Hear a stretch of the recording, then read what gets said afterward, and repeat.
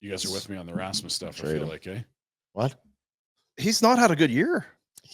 Well, and it's... I mean, he had an amazing start. He scored early.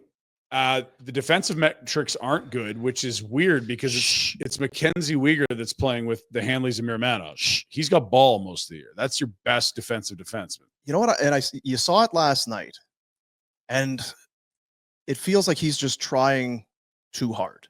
He's jumping in on plays. He's pinching for hits. He's everywhere. He needs to just kind of, to me, just simplify. But right now, what have you got around? Like you say, it's been Hanley and all that. He's probably just taken too much ownership and is trying to do altogether too much. And to get wins here. So he's 28. What's he going to look like at 34? 6 years from now? Because that's halfway through your extension. We don't have to argue with us. We already. Oh, I'm not arguing. I'm shut up about it. I just think it's a challenge. Now the other GMs are listening. They go, oh, they're all watching. No, but you know what? The beautiful thing about a Rasmus trade is that you don't have to extend the guy. As a rental, he's immensely valuable just because he makes such little money, and he absolutely is a top 4 guy, and he is a right shot, and he can help your power play, even if it's PP2. And he has played big minutes. He plays a ton. He helps every contender. I would be extremely fearful if I was Rasmus Andersson on overplaying my cards. I agree. There are players that have done it and wanted things and not turned out, and then it gets even worse and you're out of the league. Everyone likes the bet on yourself stories when it pays out. Yep. No one talks about him when it's John Klingberg leaving $60 million on the table, and then he signs for 4 in Anaheim and then 2 in Toronto and then a PTO in Edmonton, and then he's out of the league. No one talks about those ones. And it happens. Yourself. And you left $60 million on the table. Oof. Careful, Rasmus.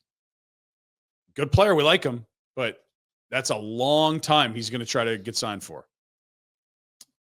And to Dreg's point, we're so close to it now, and things maybe change.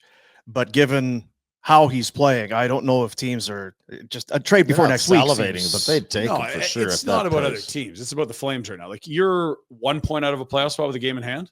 You're not trading Rasmus. Yeah, I guess what I mean is, if the Flames are going to trade, they'd have to have their socks blown off, and that's. Given how he's playing right now, no one's going to come in and say, look, this is the guy we need. Here's what the shitty part is, that all these guys, Pinder will argue this.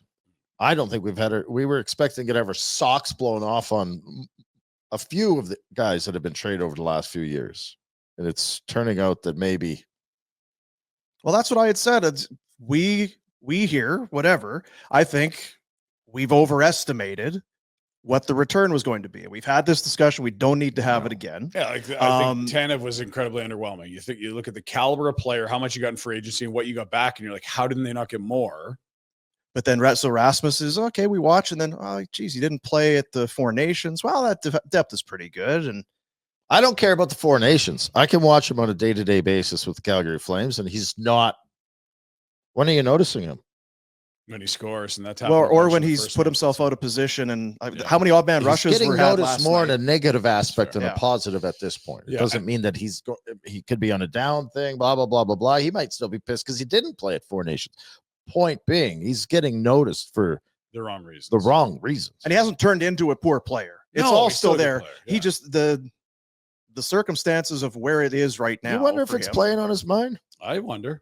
Could be. And it's funny because if he had 3 years left, we haven't mentioned Rasmus Andersson all year. It's just not an issue. But because it's like where they're at in their life cycle, where he's at on his contract, understanding that a right shot D-man at the deadline are highly coveted assets. 4.5. Making way too little money. Everyone can squeeze him in with the cap. You could eat half and make him really attractive. Like, that's why his name's out here. It's his contractual status. If he had 3 years left and he was making 7, no one's saying a word about this guy. To get off of Rasmus a little bit, because I think the reason Rasmus will stay is because they don't have clarity. And the reason they don't have clarity is because they beat Washington and then lose 3-0 Tampa, and you don't know what. Yeah, unless they lose every game between now and Dallas, they're not selling. No. Right? And even if they did, even if they lost every game, that doesn't mean Vancouver or Utah has to win a bunch in that time too to make it real clear. Like, Rhett and I were talking before the show, like, Utah's coming.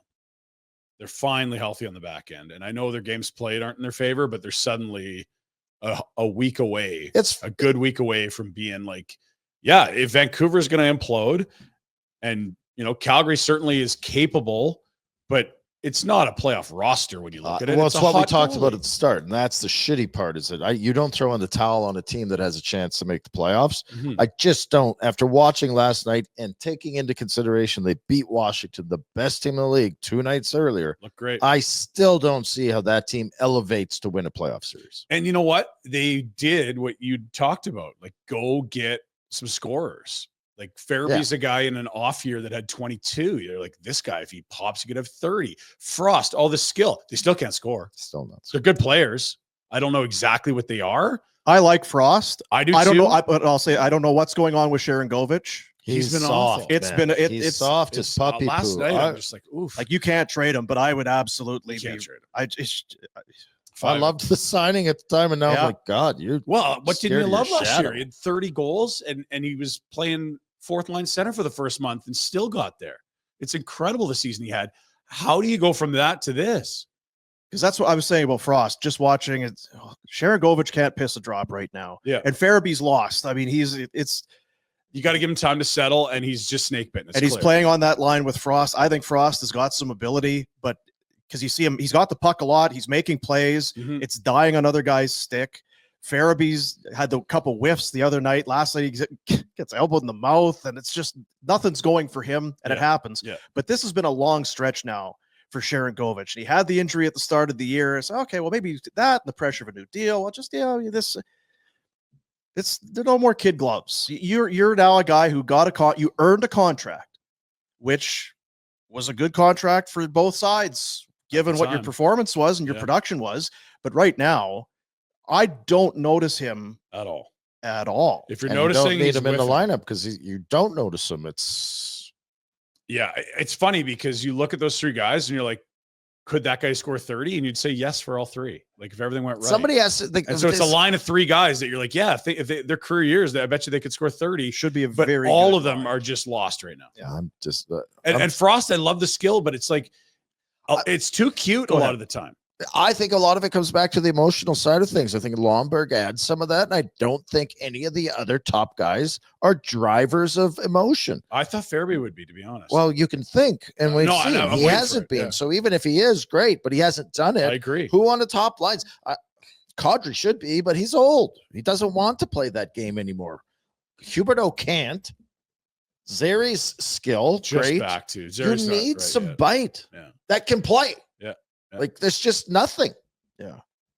Pospisil was supposed to be that guy. He's supposed to be up the lineup, maybe. I don't know. If he has, I don't know that he should be. Like well, he hasn't earned the right to play up the lineup, but you'd have hoped maybe. you could all swap him and skeptical, Sharon Govich. but he's not even having bite on the fourth line. No. That's what I'm getting at. Is that who on the defense? We saw Ball, the biggest guy they have. Hanley a little bit. Pahal. It's Pahal and Uyghur. Those guys have bite. Everyone else is. It's soft as puppy poo. And again, they look I'm gonna great say a on lot. Tuesday. They look really good on Tuesday. You don't want Yeah, but you did they look good or did?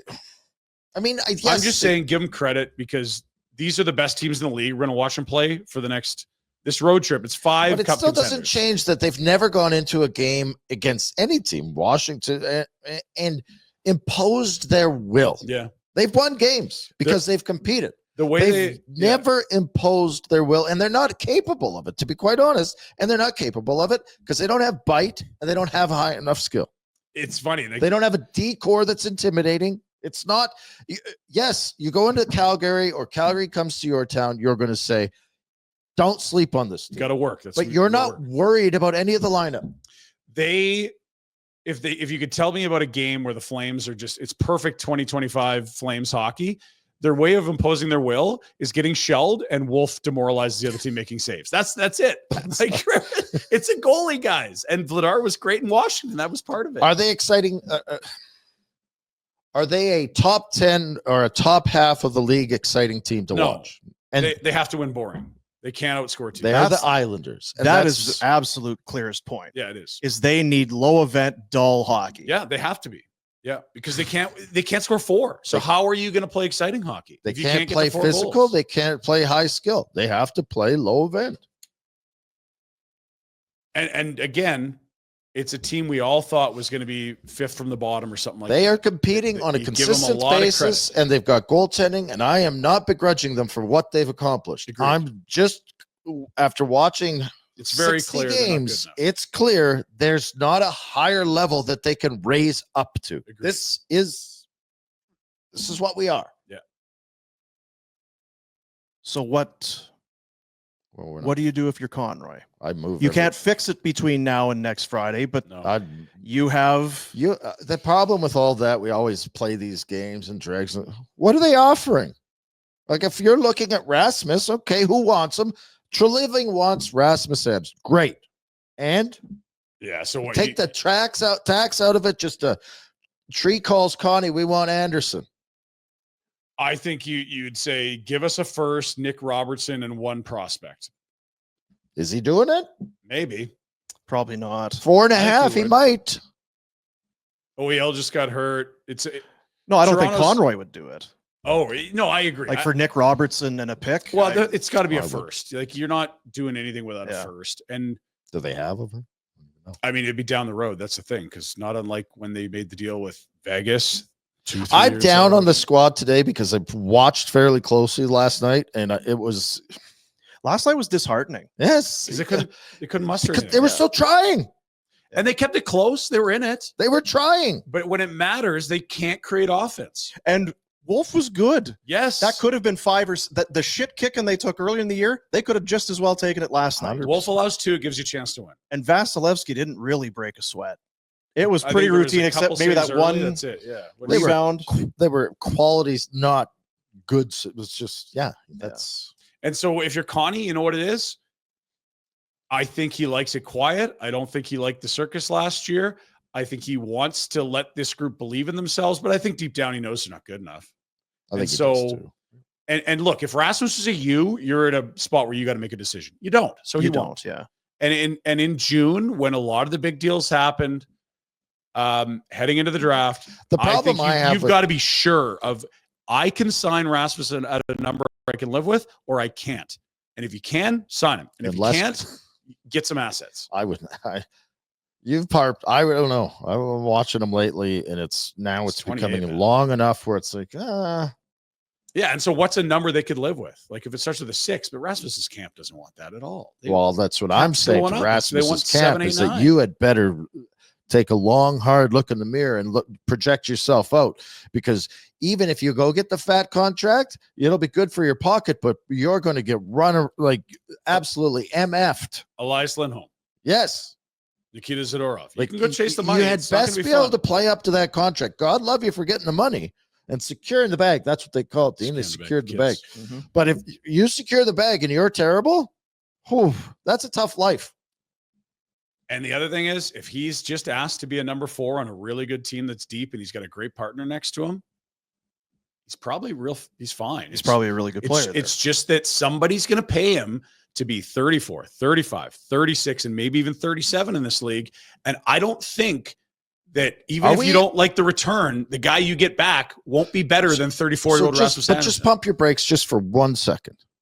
We're sitting here watching this guy, and we're realizing and seeing what's going on. Why are the rest of the GMs stupid? They're not stupid because they don't have to extend him. They're trying to win a cup now. He helps the team win a cup this year. Yeah, okay. He's better than a lot of teams' 4th defenseman. But then Like, look at Edmonton, But look at we were Edmonton. discussing not the trade. We were discussing what Rasmus is long term. And Yeah. Well, free agency's dumb money, so he can count on dumb money for sure. And every team will look at it, and especially if it's a need, Yes. he'll be Right, better Sharky, for us if than he it's was one there. piece too that you need. Yeah, I mean Calgary, that's tough. They don't score a lot. He's doing too much. This whole thing here, he he's can playing fit too right much. in. Yeah. This- Yeah, We'll, so we'll let's knock over- down his minutes by 4 minutes a game. Yeah. and overpay him for it. Yeah. And so there's 2 different things there. One is a team saying, I've got a 2-year window to win a cup. This guy helps. Extension, whatever. I'm not even worried about that. I'm trying to win now. Now. And that's Toronto. That's Edmonton. And then there's other teams that are like, shoot, this guy's a free agent. Who else is We're really light on right shots. because you're not trading him to Edmonton. No, you're not. But Edmonton's a good example because I it's know like, it's a good, but I'm sorry. just hang. Brett Kulak is the right side of the second pair there. Ty Emberson's played there. Yeah, Troy but you're Stetch making a point that I agree with. No, and I'm not trying to argue. I'm just trying to make the point for our viewers that Rasmus today helps a lot of contenders. What? That's who? Well, like I said, Toronto, I think absolutely. Said two Edmonton. teams. Well, it's hard, but Right, we right could second go. pair. We could bring everyone. up the depth charts, and would he fit in Dallas? I Sure. probably would. I'm guessing Yeah. there's probably a lot of teams that would say Rasmus in our top 4 would fit. Well, at but that money, yeah. what I'm getting at is that we keep talking about Dylan Cozens. Flames, are we realistically in the Dylan Cozens sweepstakes, or is that just a guy that Conroy wants? You know what it is? think he's got I think he's a guy who's in the trade talks. Oh, Calgary could use him. Oh, so Yeah. what's the deal? Well, both teams are kind of similar. That's what I'm getting at. Is Yeah. Edmonton can call Conroy, and Conroy's probably going, no effing way. Sorry, Agreed. you can blow my doors off.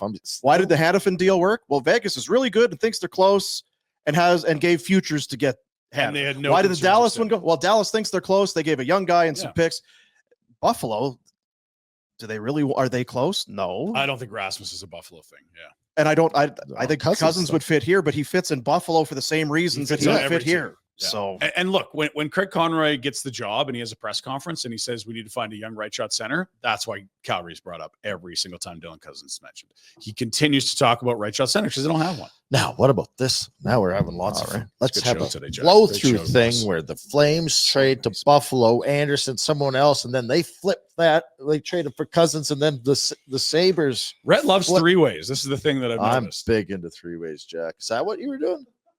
Last night when I maybe called, why, yeah. So that's why you're so a little sheepish. doesn't kiss and tell. By the way, Jack, I played Jack. Keeping 2 people God love happy you. today with that. you should keep that to yourself. Hey guys, thanks for watching. Be sure to check out more of our content right here on the Flames Nation YouTube page. We had a bunch of great long form interviews. You can check out some videos we've done as well outside of the studio. And of course, if you want more writing or merchandise stuff, flamesnation.ca or nationgear.ca. Appreciate you watching.